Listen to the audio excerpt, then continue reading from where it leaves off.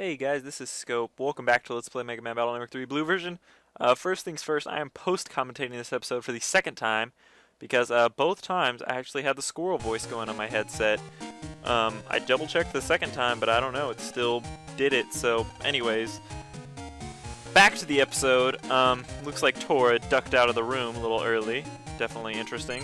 And we've got mail, of course, like always. Dex, what's up with Dex? Says we've got to talk, come to the park. So yeah, we're gonna finally explore that little shindig about Dex acting weird. Maybe he'll finally fess up to what's going on. And Tora's here in the kitchen helping while I'm out cook. Hey Lan, I'm gonna help your mother out here. Could you go wait for me somewhere? Well yeah, we gotta go help Dex anyway, so sure, let's do that. Let's do it, yes. We're going to the park, right over here. And here's Dex. Hey Dex, what's going on calling me out here like this? Been acting so strange. Well, actually, it's, Yo, Lan! Dude, I thought you said you had something to do. Hey, am I interrupting something? oh, you. You were in the N1 too, right? That's right, the name's Tora. Come on, whip out your pet. That sentence could have gone a lot worse. What do you want with my pet? Get with it. There's only one way to greet a net battler by net battling. The best way to get to know each other is to do battle. Sure, net battlers don't need words to greet each other. Alright, come on, let's mix it up. Gutsman battle routine set. Hee-haw, execute. This greeting's gonna be a bit rough on you. King man, it's time to checkmate. Interesting, I wish they would have shown that battle, that would have been cool. Ooh, you almost had me, I thought I might lose. Now I see why you made it to the N1 semifinals. You might even become a rival of Lan's. Now that we've had our greeting, we can be friends. Yeah.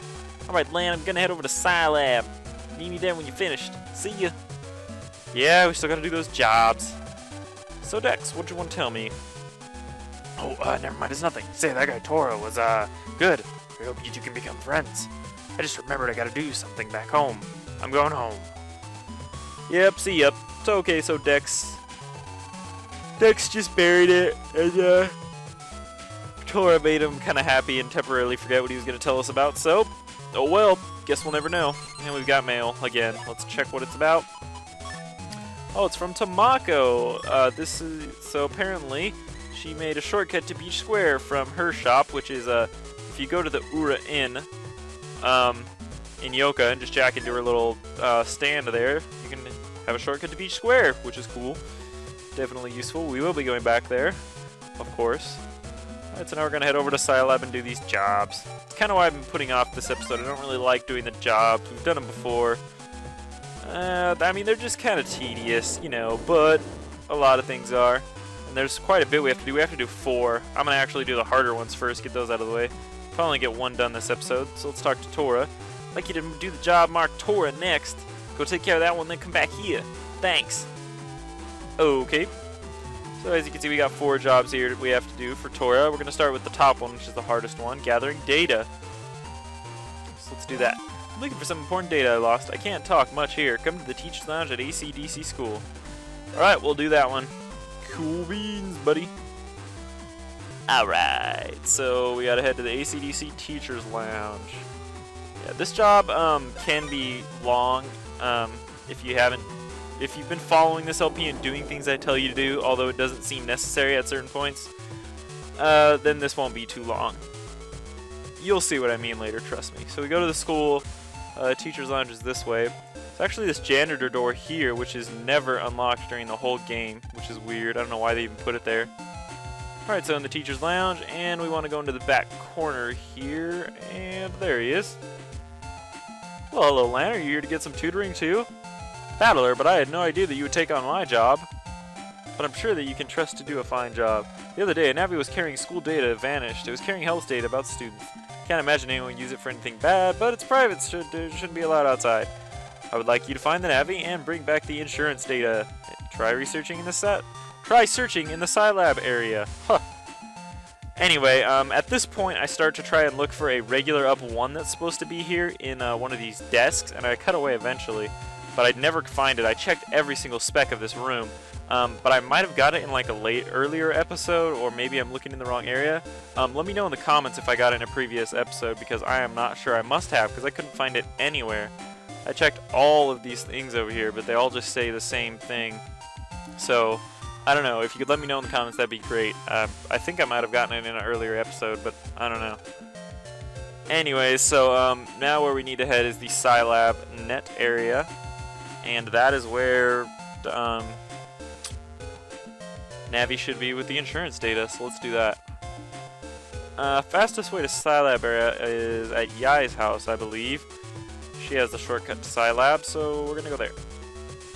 Right around here. And jack into her laptop. Yeah, baby. Ting! Cool beans. Alright, so we are gonna head over here. And no battles, no battles, no battles, no battles. Aww. Yeah, this, yeah, we gotta deal with the random battles. I think I end up putting Sneak Run on later, but as for now, I don't think I do. Anyway, we're gonna head to Scilab Square. That's where this is gonna take us.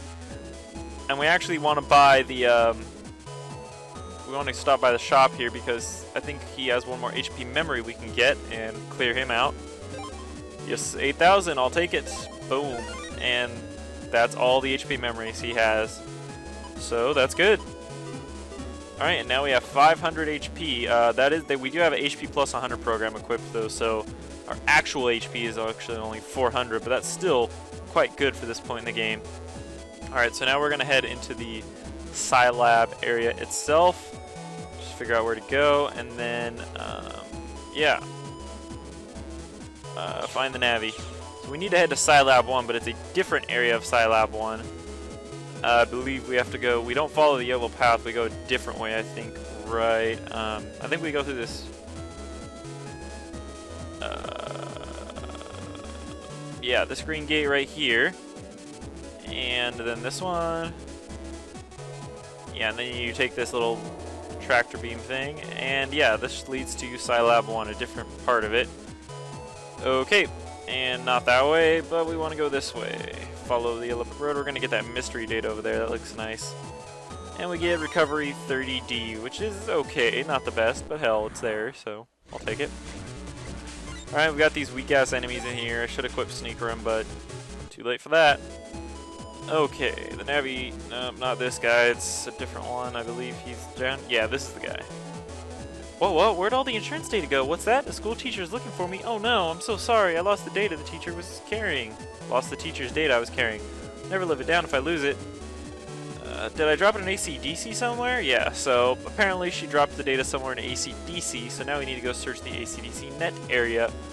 So we're going to take the Cyber Metro to get there, which is not this direction, but I start heading this direction and get lost anyway, so what the hell?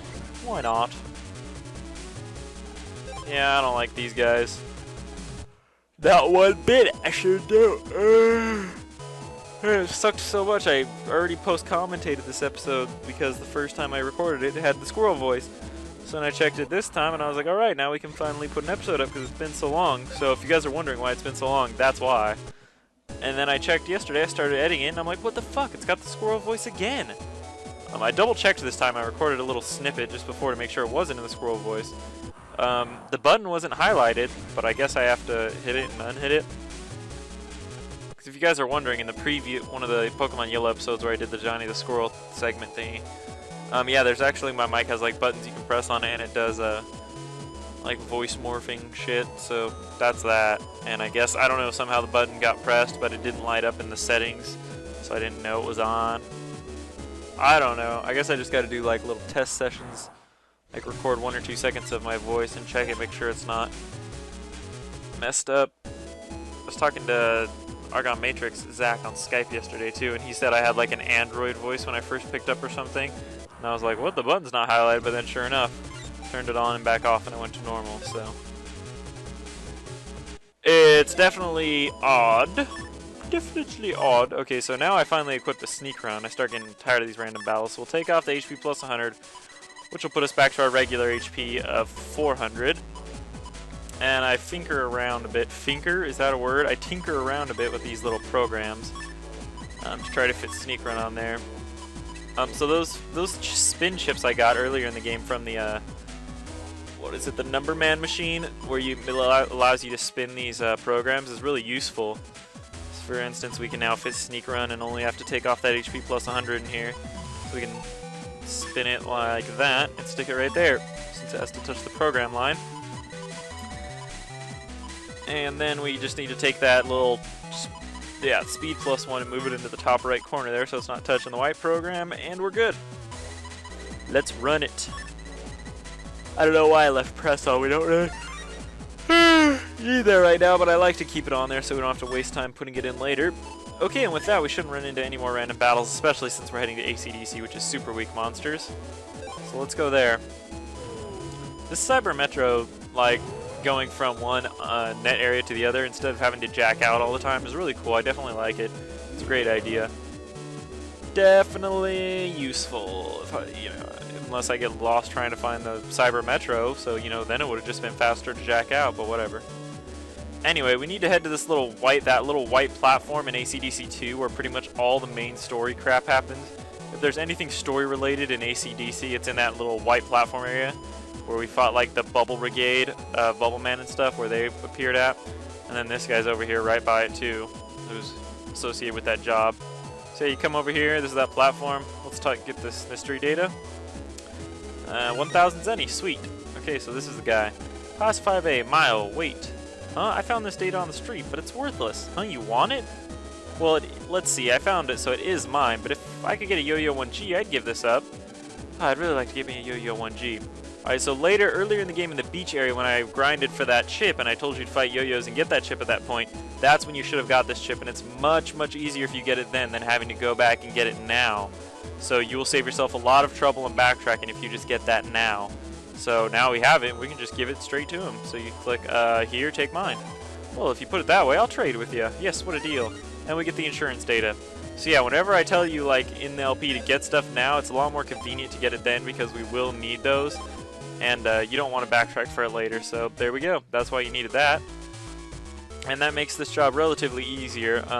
It is quite a tedious job if you imagine all that you have to do. So, like I said, this is the hardest Tora job though, so good to get it out of the way. So we're going to head back and give him the insurance data, and that will be all for this job. And look, it took us a whole episode just to do this crap. So here you go. And he's going to try to pay us, but we say just to transfer it to Tora because these are for Tora. But he gives us something for ourselves too, which is the Slow Gauge Star Chip. Now this is an interesting chip. It's the star code, so you can use it quite freely, but it makes your custom gauge go slower. Now usually you don't want that because you want your gauge to fill up so you can use new chips if you run out. The only advantage I could think of you would get for making it go slow is there's certain chips like Cust Sword that their power are based on how far your custom gauge is along.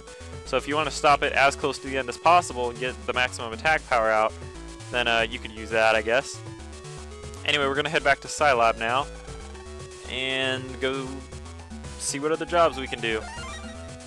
Yes, we've got a Scilab ticket. Good thing they don't make you pay for these tickets, too, because you transfer so much here.